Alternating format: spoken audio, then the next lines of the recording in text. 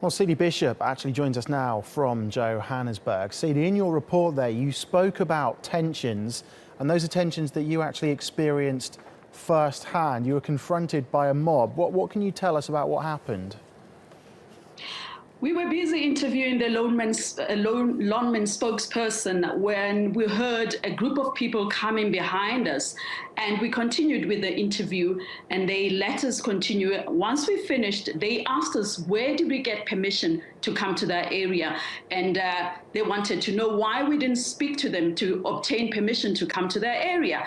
And we explained to them that we thought speaking to lawmen was enough for us to be there, and they maintained that no, it wasn't enough. We were supposed to follow channels.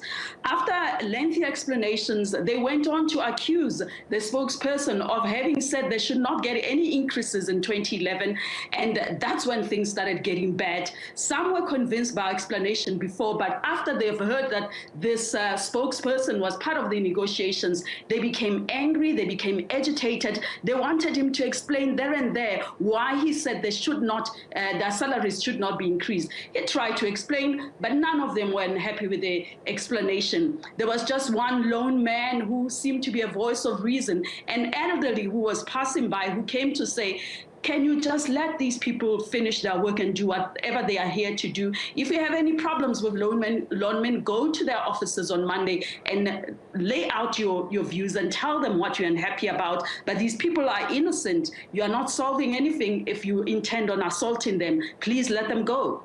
So tensions, are they high enough? Could we see a repeat of what happened in 2012? Are things that bad at the moment, do you think?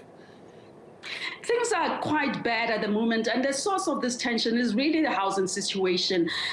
We have 16,000 people who have not been accommodated. Even with the new developments that have been made, we saw apartments that lawmen have built. These apartments can only accommodate 300 to 400 people, but that's not where the problem lies. The problem lies with affordability. Lawmen already pays a 2,000 or rather $150 of living out expenses.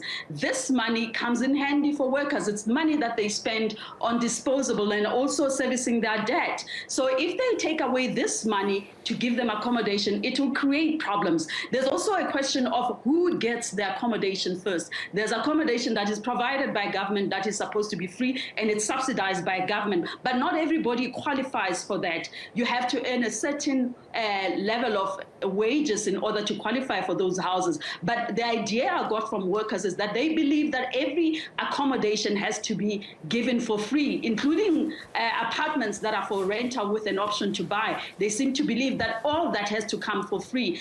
The government, the unions, even lawmen are now in a tight spot because they do not know how to distribute these apartments. They don't know who should come in, who shouldn't come in. The problem there is that whoever goes in first could be intimidated by those who believe that they qualify for those homes.